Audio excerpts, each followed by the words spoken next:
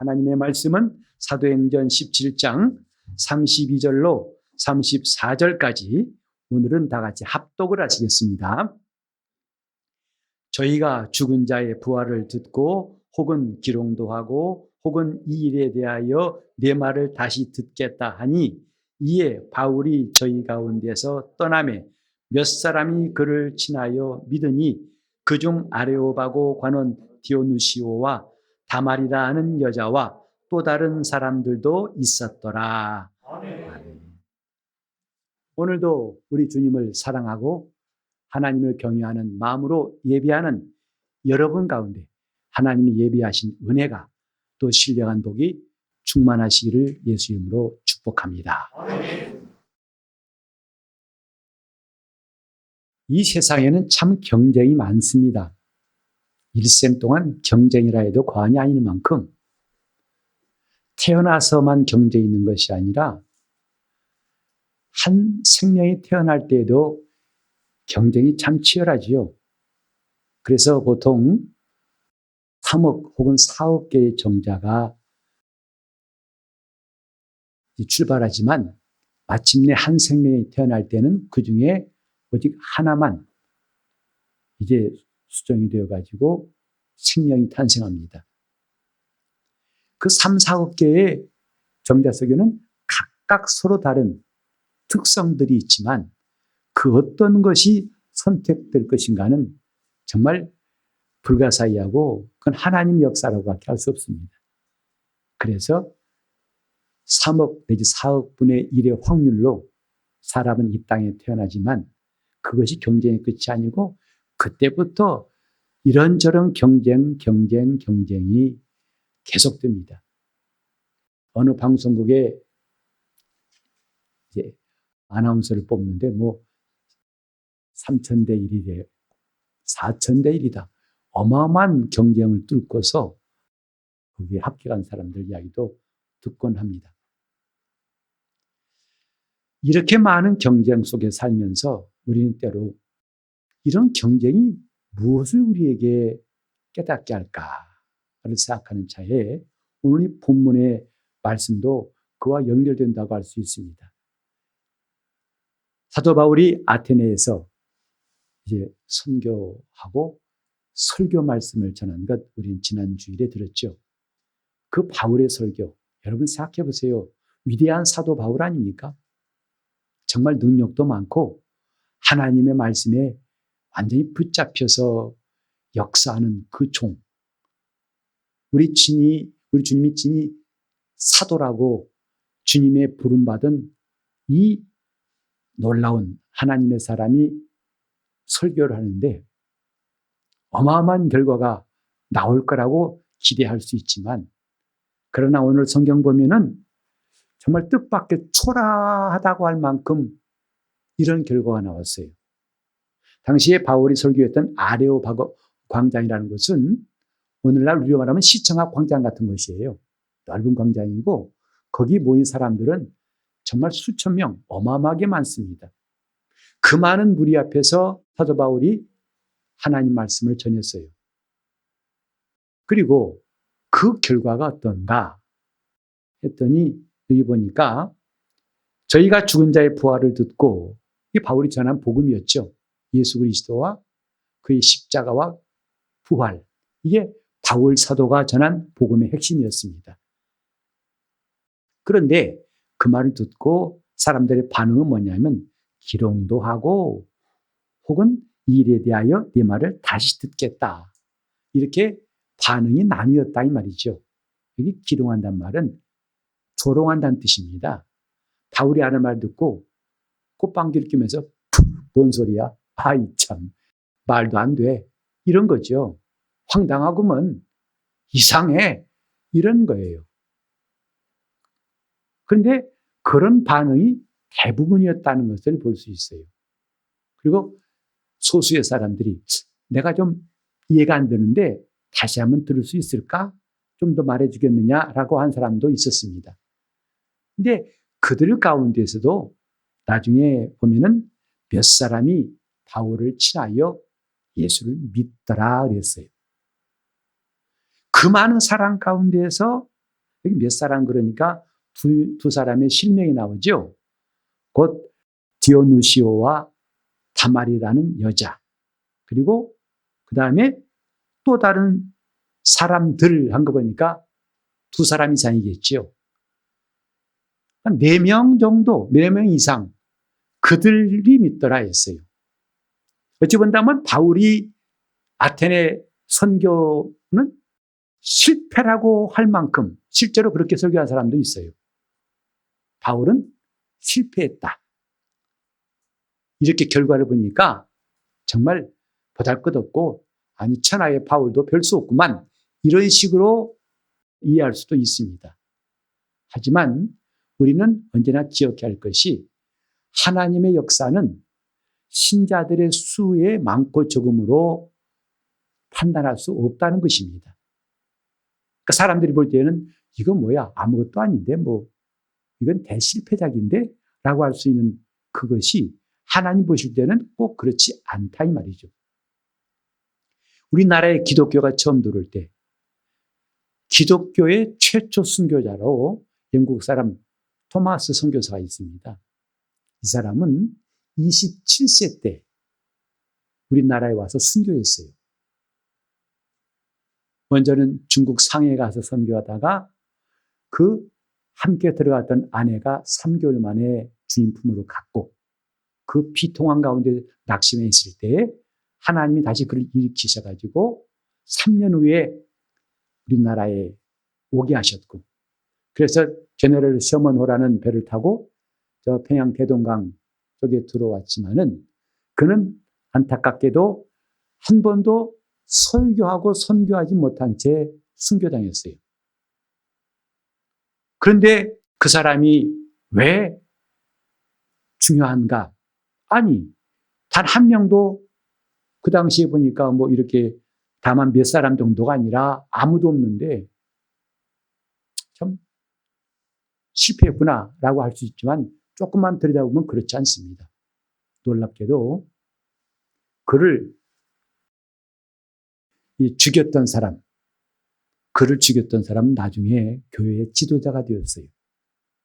평양에서도 나중에 대부흥운동이 일어나는 역사에 그 영주 교회라는 곳에서 그런 지도자가 되었고 그 다음에 토마스 선교사가 건네준 성경책 3권 그걸 가지고 온 집을 도배했던 사람 박영식이라는 사람인데 그 사람 집에서 교회가 생겨가지고 그게 유명한 장대현 교회라고 평양 대부흥운동의 시발점이 되었던 바로 그 집 그 교회입니다. 그 사람이 순교에 뿌린 피가 결코 헛되지 않았고 하나님은 그 사람을 통해서 놀라운 역사를 시작하신 것을 후대에 알게 되었죠. 이렇게 하나님의 역사는 꼭 그 반응에 있지 않습니다. 그 당시 사람들이 많고 적고 그래서 거기에 교회를 세우고 또 감독자를 세워서 또 예배를 드리고 뭐 뻑적지근하게 3,000명, 5,000명 돌아오고 그것만 하나님의 역사라고 판단할 수가 없습니다. 그래 바울의 아테네 설교가 별볼일 없다고 생각하기 쉽지만 바로 여기서 우리가 중요한 메시지를 하나 얻을 수 있습니다. 저는 여기 나와 있는 몇 사람이 믿으니라는 말씀이 계속 마음에 다가왔어요. 그 수많은 바레오바고 모인 헬라인들, 그 수준 높고 교양 많은 사람들 가운데서 불과 몇 사람, 이 사람이 믿더라. 성경은 과장하지도 않고 이게 정확하게 이 말씀을 기록한 이유가 뭘까? 오늘 그것이 함께 여러분과 나눠볼 말씀이에요. 성경은 놀랍게도 하나님은 다수를 원하지 않고 소수를 원하신다는 말씀이 또 그런 역사가 여기저기에 나와요. 기드온이라는 사람이 하나님 부름받고 미디안 군대와 싸우라고 하셨을 때에 미디안 군대는 무려 13만 5천 명이었어요. 보병만 12만 명이고 창 던지는 용사가 15,000명. 그래서 성경에 보면 그 수가 바다의 모래 같더라 그랬어요. 이것을 대해서 이제 기드온이 싸우려고 이스라엘 12지파의 소식을 전해서 자, 모여라, 우리 싸우러 가자 했을 때에 모인 사람이 32,000명이었어요. 그런데 하나님 말씀이 너무 많다. 그 가운데서 겁먹은 사람은 다 집에 가게 하라 하니까 10,000명 남았어요. 하나님께서 또 그것도 너무 많다. 너희는 개울가로 가가지고 물을 마시기 위해서 누구든지 물을 이렇게 손으로 움켜서 먹는 사람하고 개가 물을 핥듯이 핥아먹는 사람하고 잘 보아서 개가 핥듯이 물을 마신 사람만 뽑아라 해서 300명이 된 거예요. 32,000명에서 하나님은 300명만 추려내신 거죠. 그리고 그들이 무려 135,000명이 되는 미디안 군대를 다 쳐부숴서 이기게 하신 겁니다. 하나님의 역사는 사람들의 계산법과 달라요. 사람들이 성공했다는 것과 하나님이 일하신 것은 꼭 일치하지 않습니다. 여러분도 아시다시피 노아의 방주 때 그 지구상에 가득한 사람 가운데 방주에 들어가 구원을 받은 사람은 겨우 8명이라고 했어요. 뭘 말합니까? 하나님의 관심사가 무엇인가? 그건 숫자에 있지 않다는 거죠. 여러분도 아시다시피 주님이 이 땅에 계실 때에 수많은 사람에게 복음을 전하시고 병 고치시고 능력 베푸셨어요. 근데 제자는 딱 12명이에요. 그나마 하나는 나중에 배신하고 도망가 버렸죠. 예수님이 능력이 부족해가지고 그렇게 적은 수만 남기셨을까? 그건 아니겠죠. 우린 여기서 생각할 것은 뭐냐 하면 하나님은 단 한 사람 가지고도 큰 일을 행하실 수 있는 분이에요. 중요한 건 그 사람이 하나님 마음에 합한 사람이라면 그 한 사람이 1000을 당하고 10,000을 당해도 끄떡없이 그 일을 이루신 분이라는 것. 그래서 하나님이 어느 시대건 간에 그분이 쓰신 사람들은 많은 사람들이 아니에요. 적은 사람들이었어요. 다만 몇 사람이라고 했어요. 저기 마태복음 22장 보면은 예수님께서 천국 비유를 하시면서 혼인잔치를 베푼 어떤 임금 이야기 하십니다. 그래서 혼인잔치에 오라고 많은 사람을 초청했어요. 불렀다 이 말이죠. 그러나 막상 이 사람은 이런 핑계 저런 핑계 대면서 다 거절했어요. 그러니까 임금이 진노해가지고 닥치는 대로 불러와라 했어요. 그때 사람들이 많이 잔치자리에 들어왔는데 그 가운데에서 예복을 입지 않은 사람을 보고 묻습니다. 친구여, 너는 어떻게 해서 예복 입지 않고 왔느냐? 그때 이 사람이 유구무원이더라. 입이 있으되 말을 할 수 없더라 이 말이죠. 임금이 말하기를 이 자를 내어 쫓아라. 당장 쫓아서 바깥 어두운데 슬피 울며 이를 갈게 하라. 우린 그 말씀에서 3가지 부류를 발견할 수 있어요. 뭐죠? 부름받았으나 거절하가 안 온 사람들. 또 하나님이 다 끌어모으셔서 아무나 오라 했을 때 왔지만 잔치자리까지는 왔지만 쫓겨난 사람. 그리고 그 잔치에 참여한 사람. 근데 그 잔치에 참여한 사람이 결코 많지 않다는 것을 마태복음 22장 14절에 보면 알 수 있어요. 예수님 말씀하시기를 그러므로 청함받은 자는 많되 택함받은 자는 적으니라 그랬어요. 영어 성경 보면은 부른 사람은 많다 이 말이죠. 많이 불렀지만은 마침내 그곳에서 택함받은 사람은 적다 이것입니다. 그런 의미에서 오늘 이 성경은 우리에게 중요한 메시지를 준다고 할 수 있습니다. 사실 이 본문은요, 은근히 설교하는 사람에게는 좀 위로가 되는 말씀이죠. 왜죠? 천하의 바울도 별 수 없네 라고 위로받을 수 있는 말씀이에요. 그러니 나 같은 사람 설교해서 사람들이 별로 은혜 못 받아도 괜찮다라고 생각할 수 있는. 갑자기 제가 마음이 기뻐져요. 그러다 보니까. 때로는 회중들의 반응이 별로 뜨겁지 않고 가라앉았을 때 괜히 설교자는 죄 지은 사람 마냥 정말 고개를 못 들고 내가 오늘도 죽 썼나? 일어나고 수렁에 빠지고 싶을 때 있어요. 그런데 나중에 보면 놀라운 말 합니다. 그때 그 설교에 은혜 받은 사람이 있더라는 거예요. 누구 통해 건너들은 이야기예요. 그때 목사님 설교 듣고 이 사람이 은혜 받았어요. 심지어 눈물을 흘리고 회개했다는 거예요. 이건 사람이 판단하는 문제가 아니구나 싶은 거죠. 몇 사람이 믿으니 하나님의 관심은 몇 사람이 있지 않다는 것. 우리 먼저 이걸 알아야겠습니다. 오늘 저와 여러분이 만약에 2000년 전에 이 아테네 아레오바고 광장에 있었다면 우리는 어땠을까? 한번 생각해 보는 거죠. 나는 어떤 쪽이었을까? 그 말씀을 듣고 번개 번쩍하듯이 정신이 나고 마음에 찔림 받아가지고 그리스도의 십자가가 자기에게 얼마나 놀라운 능력인가를 깨닫고 떼굴떼굴 구르면서 회개하고 은혜 받았을까? 아니면 많은 사람들처럼 저렇게 쓸데없는 소리 들으려고 와서 가자 아무 소용없다 쉬워라 웃긴 소리 하고 있네 하고 냉소하고 비웃는 사람 중에 있었을까?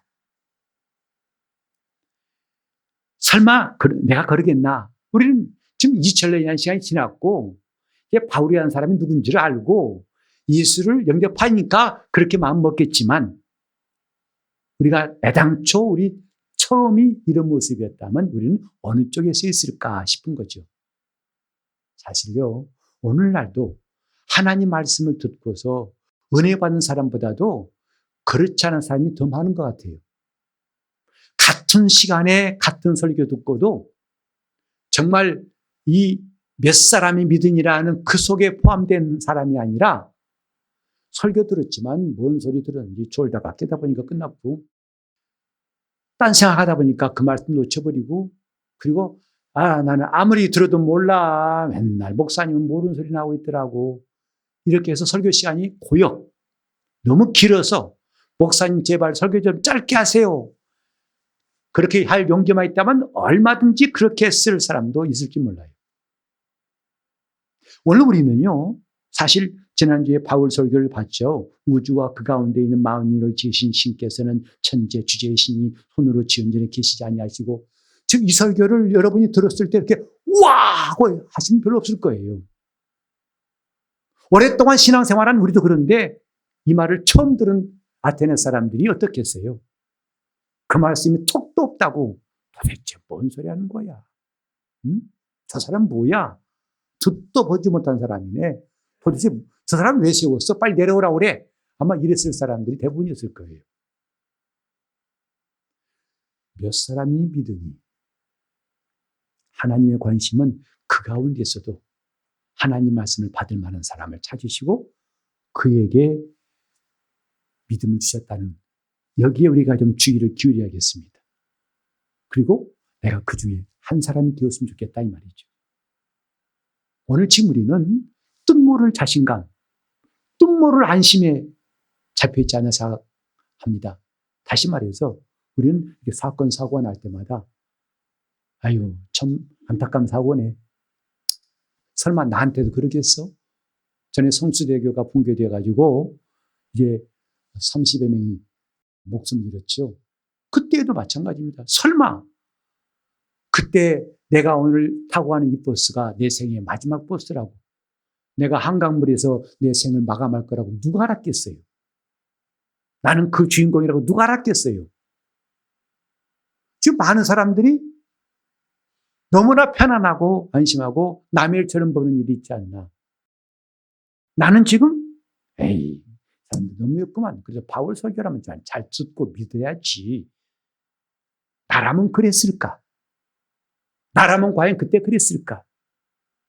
어떤 사람이 그럽니다. 예수님 말씀하시기를 공중에 새도 거처가 있고 여도 굴이 있지만 인자는 머리 둘 데가 없도다.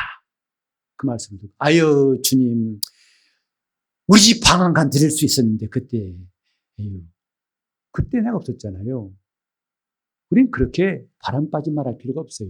좀 성경을 진지하게 대할 필요가 있어요. 왜? 이 성경은 남의 이야기 아니에요. 하나님이 지금 우리에게 하신 말씀이거든요. 너라면 어떻게 하겠니? 라는 물음표가 항상 모든 성경 구절에 찍혀 있다고 생각하세요. 너라면 어떻게 할래? 너라면 어떻게 할래? 너라면 이때 어느 쪽에 설 거니? 우리 십자가상의 두 강도를 말합니다. 그때 너라면 어느 쪽 강도가 되겠니?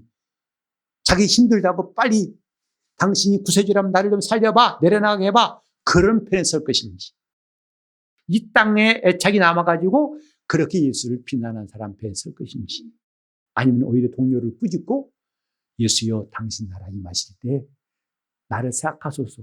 나는 비록 오늘 이 땅을 마감하지만 나는 당신 나라에 가고 싶습니다 하고 주님께 손을 벌릴 것인지, 어떤 편이냐?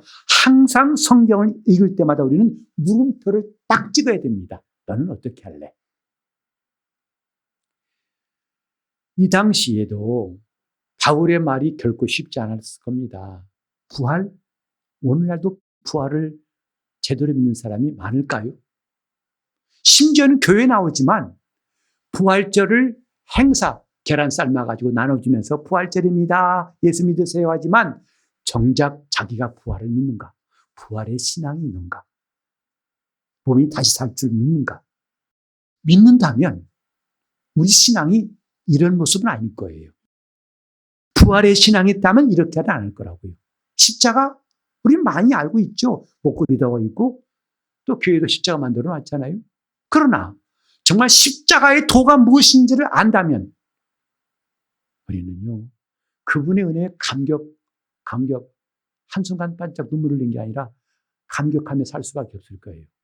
나 같은 죄인을 주님이 찾아오셔서 나를 불러주시고 나를 구원하신 은혜가 너무너무 감사해서 눈물을 흘리지 않으려고 해도 눈물이 흐르는 그런 역사를 많은 사람들이 간증하잖아요. 십자가의 도가 그렇게 간단한 게 아니고 우스운 게 아닙니다. 별거 아닌 게 아닙니다. 요컨대 우리가 지금 안다고 한 하나님 말씀, 우리는 제대로 아는 것이 별로 없는 것 같아요. 그냥 수박 겉핥기식으로 알고 있죠. 그 말씀 알아. 어디 있어? 있으면 뭐예요? 그곳에 가야지요. 그 말씀에 찾아가서 그 말씀에 머물러야 되지요. 주님 말씀하셨죠. 너희가 내 말에 거하면 그랬어요. 주님 말씀은 어디 있다고만 아는 것, 전단지를 보고 어디 있는 거야 하고 아는 것으로 끝나는 게 아니고 찾아가서 거기에 머물면 이 뜻이에요. 그 말씀을 떠나지 아니하면 이 뜻이에요. 그 말씀을 가지고 행하면 이 뜻이에요. 하지만 우리는 그저 그 성경의 단어 풀이나 하고 설교 때 한번 들었다는 것 가지고 그 말씀 알아. 하지만 주님의 약속은 뭐냐면 그 말씀이 내 살이다. 그걸 먹어라. 그 말씀이 내 피다. 그걸 마셔라. 네 속에 살과 피가 되어 들어가야 한다. 이게 주님의 부탁이거든요. 설교로 하나님 말씀 들을 때 우리는 그냥 참 좋은 말씀 들었어. 오늘 은혜 받았어. 사실요, 은혜 받았단 말은 굉장히 좀 여러 가지 의미가 있어요. 솔직히 말하면 오늘 그 말씀이 나에게 좀 공감이 됐다 이 뜻이거든요. 근데 다음 주에 죽 써보세요. 오늘 은혜 못 받았어. 하나님 말씀이 어떤 때는 은혜가 되고 어떤 때는 은혜가 안 된다 이 말이죠. 지극히 주관적인 거 아니겠어요? 은혜는 객관적인 거예요. 온 인류에게 누구나 다 받아야 할 것이 하나님의 은혜입니다. 그걸 내 기분에 따라서 받았다 안 받았다 하는 것은 매우 부정확한 것이다 이 말이죠. 오늘 우리는 몇 사람이 믿으니 이 몇 사람에 좀 관심을 가져보자고요. 나는 과연 이 하나님 말씀 앞에 어떤 자세, 어떤 태도를 갖고 있는가? 나는 그 말씀 앞에서 지금 받을 만한 준비가 되어 있는가? 그 말씀 앞에 움직일 준비가 되어 있는가? 성경에 보면요, 그 말씀이 너희 속에서 역사하느니라 그랬어요. 꿈틀대는 게 아니라 움직이는 게 아니라 역사한다는 거죠. 이게 하나님 말씀인데 수십 년 동안 말씀을 들어도 말씀해보세요. 들어볼게요. 오늘은 좀 안 졸리네요. 오늘은 많이 졸리는군요. 이것이라면 주님께서 그 아들을 보내시기까지 한 그분의 열심을 과연 우리가 이해한 걸까요? 몇 사람이 믿으니 하나님의 뜻은 정말 다수에 있지 않다는 것을 알게 됩니다. 예수님 말씀하셨죠. 인자가 다시 올 때 세상에서 믿음을 보겠느냐. 오늘 우리는 어쩌면요, 이 다음에 주님 오실 때 정자 3억, 4억 개 중에 하나가 수정된 거와는 비교할 수 없는 그런 확률로 주님 만날 사람도 극히 적을지 몰라요. 교회는 나갔지만, 교회에서 안수받은 직분도 감당했지만, 주님 보실 때 넌 나와 상관없다. 아, 주님 이렇게 했는데요. 네가 하고 싶어서 했다가 네가 싫으니까 관뒀지 않느냐. 내가 하란 말도 안 되게 했다가 네가 그만 싫다고 관뒀. 네가 네 일한 거지 내 일했느냐? 넌 나와 관계없다. 이렇게 말씀하신다면 그 지금까지 했던 일이 다 와르르 그분 앞에서는 무너져 버린다면 누구한테 가서 하소연할 수 있겠습니까? 그런 의미에서 우리는 이 몇 사람이란 속에 몇 사람이 믿으니란 말을 통해서 우리는 많은 걸 좀 생각해야 할 것 같아요. 과연 내가 믿음이 있는가? 내 안에 예수가 계신가? 나는 그분의 뜻대로 살고 있는가?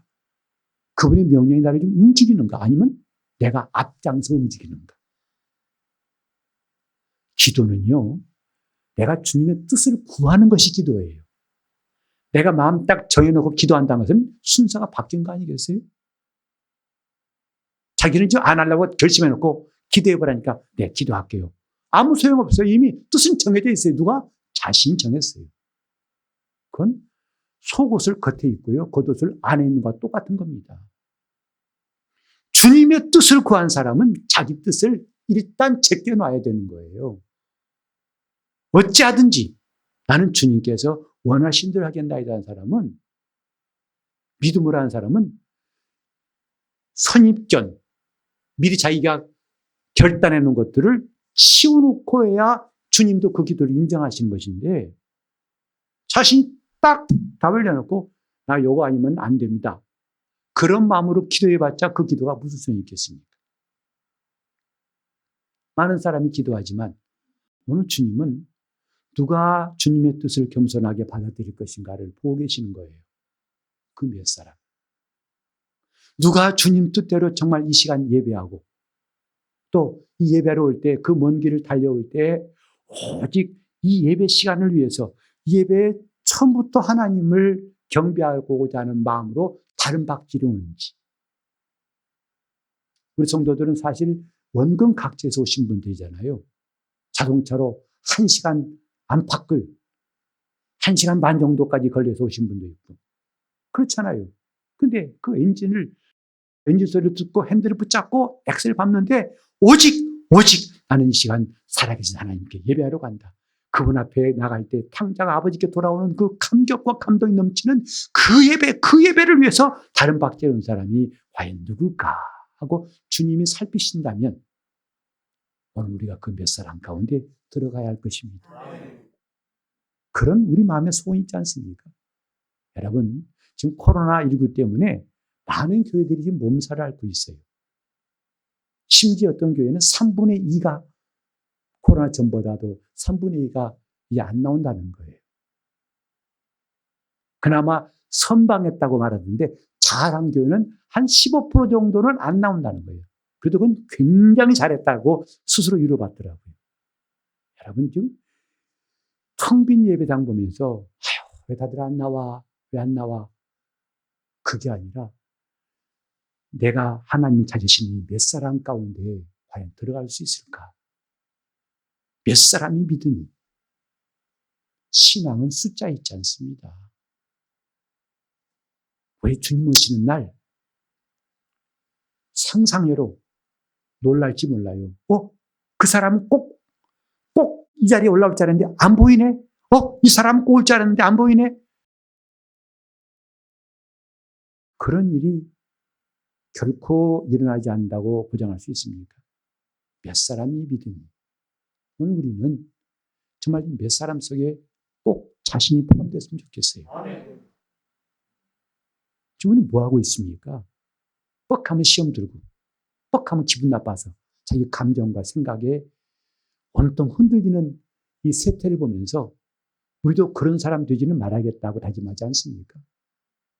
교회가 뭐 하는 것이죠? 사람들이 모인 것이 아니잖아요. 그리스도의 말씀을 살과 피로 먹은 사람들, 그래서 그분의 십자가 은혜를 받아서 도무지 그분을 떠날 수 없기 때문에 너도 그러냐? 너도 그러냐? 맞아.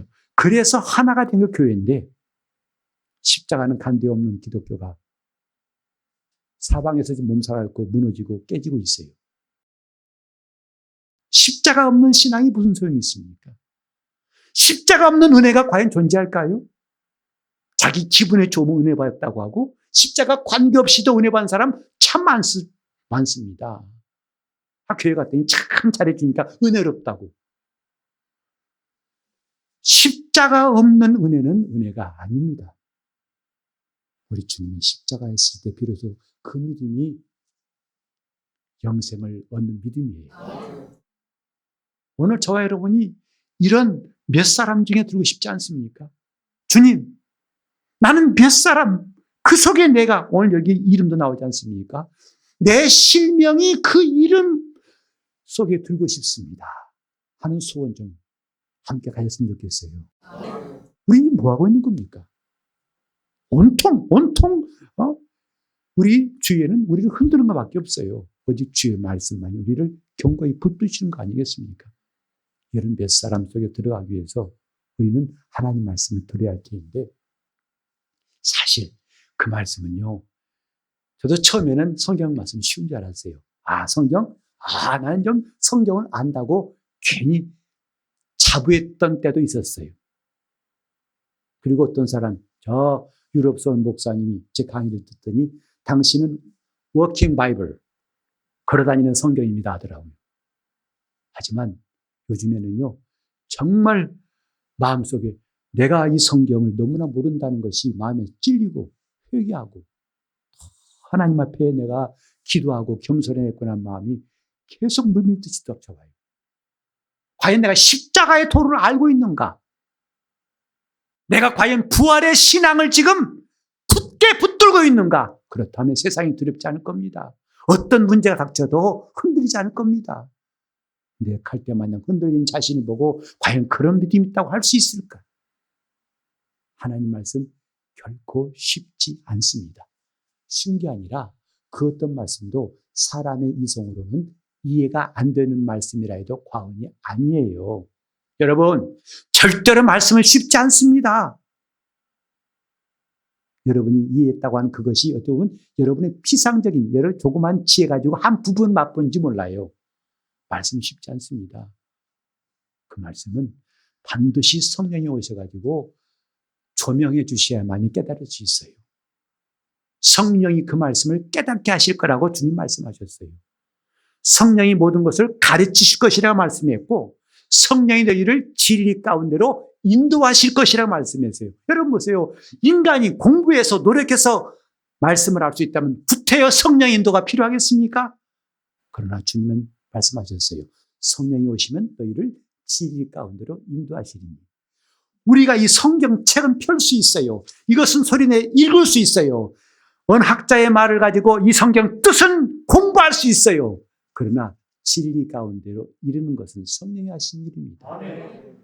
그 말씀이 내 속에 들어오고 그 말씀이 내게 믿음이 되고 그 말씀 때문에 변화되는 것은 순전히 성령의 역사예요. 그것을 비로소 하나님 말씀을 안다 그러는 겁니다.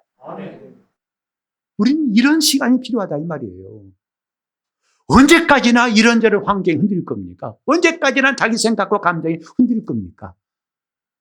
우리도 이 몇 사람 속에 들어가지 못하고 그 수많은 바울의 전한 복음을 조롱이나 하고 비웃던 그런 거만한 사람의 무리에 들어가지 않는다고 누가 보장할 수 있겠습니까?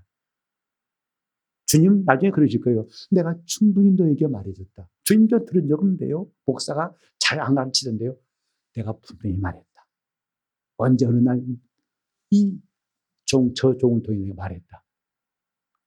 그때 너는 네 귀를 닫고 있었고 내 이론이 너를 지배했기 때문에 내 말이 안 들렸을 뿐이다. 그때 가서 주님 안 되게 잘못해서 해봤자 소용없어요. 이미 때는 지난 것이다 이 말이죠. 이렇게 하나님 말씀, 우리는 이 말씀에 대한 경외심이 필요합니다. 이 말씀 앞에 우리는 건방지지 말아야 한다 이 말이에요. 그 말씀을 농담처럼 여긴 사람도 있다고 성경에 말했죠. 하나님 말씀을 경외하는 마음. 주여 종이 듣겠습니다. 말씀하시옵소서. 주여 그 말씀 앞에 내가 순종하겠사오니 왕의 명령으로 듣겠사오니 말씀하여 주옵소서. 내가 지금까지 내 마음대로 움직였지만 이제는 말씀대로 움직이고 싶습니다. 주여 말씀하시옵소서. 이런 겸손한 마음이 있을 때에 하나님 말씀을 깨달아지는 거예요. 그리고 그 무엇보다도 이 말씀이 우리에게 들어오기 위해 꼭 필요한 게 뭐냐? 회개하는 마음이에요. 하나님, 나는 정말 하나님 앞에서 이 말씀을 듣고도 믿지 못하는 죄인입니다. 내 마음이 얼마나 단단하든지 길가와 같이 바위덩어리 같이 단단하든지 말씀을 들어도 들지 않습니다. 졸리기만 하고 답답하기만 하고 지겹습니다. 근데 이것이 내 마음이 굳은 탓이군요. 나를 좀 도와달라고 회개하는 사람. 그 사람에게 하나님은 몇 사람이 되게 하는 은혜를 베풀어 주실 거예요. 몇 사람 됩시다. 그 몇 사람이 믿으니 몇 사람 안 되네. 아니요. 그 속에도 못 들어간 사람이 얼마든지 될 수 있단 말입니다. 아니요. 그 속에 못 들어가면 방주에는 8명밖에 못 들어갔다고 했지 않습니까? 오늘 이 시간 기도할 때 정말 하나님, 내가 주님의 말씀 앞에 겸손하게 하시고 내 마음을 찢고 회개하게 도와주셔서 귓전에만 스쳤다고 말씀을 들었다고 생각하지 않고 하나님 말씀이 내 심장 폐부를 찔러 들어오고 그 말씀이 내 혼과 영을 찔러 쪼개는 역사를 이제부터 경험하기 원합니다. 나 좀 도와주시옵소서. 정말 말씀대로 한다지만 다 내 생각대로 하고 내가 하고 싶어 봉사하고 하기 싫어 그만두고 하는 이런 일들 내 영에 아무 유익이 없으니 이제부터는 살아도 주를 위해 살고 주를 위해 죽게 도와달라고 하나님 말씀 앞에 회개하는 심령, 내 일생 동안 말씀 앞에 회개하는 은혜를 얻을 수 있도록 통성으로 기도하시겠습니다. 하나님 아버지, 우리가 말씀 앞에 서 있는 내 영을 실감하게 도와주시고 이 말씀을 서투른 마음, 그저 경솔한 마음으로 듣지 않고 하나님 말씀을 고넬료처럼 겸손하고 하나님을 경외한 마음으로 듣게 도와주셔서 그 아테네 사람 몇 사람밖에 구원받지 못했냐고 생각할 것이 아니라 내가 바로 그 몇 사람 속에 들어갈 수 있는 겸손한 신자가 되도록 다짐하게 도와주시옵시고 아버지요, 이것이 이렇게 좁은 길인 줄 알고 을의 넓은 길만 찾고 많은 사람이 간 길만 찾았던 우리 삶이 바뀌게 도와주셔서 좁은 문으로 들어가고 좁은 길로 걸어갈 수 있도록 그 길 끝에서 주님을 만날 수 있는 믿음의 용사들이 다 되게 하여 주시옵소서. 그 말씀이 살과 피가 되어서 내 영혼에 임하게 도와 주시옵시고 그 말씀이 나를 움직이고 그 말씀이 나를 사랑하시고 그 말씀이 역사하신 삶이 이제부터 시작되게 하여 주시옵소서. 예수 이름 받들어 기도를 드리옵나이다.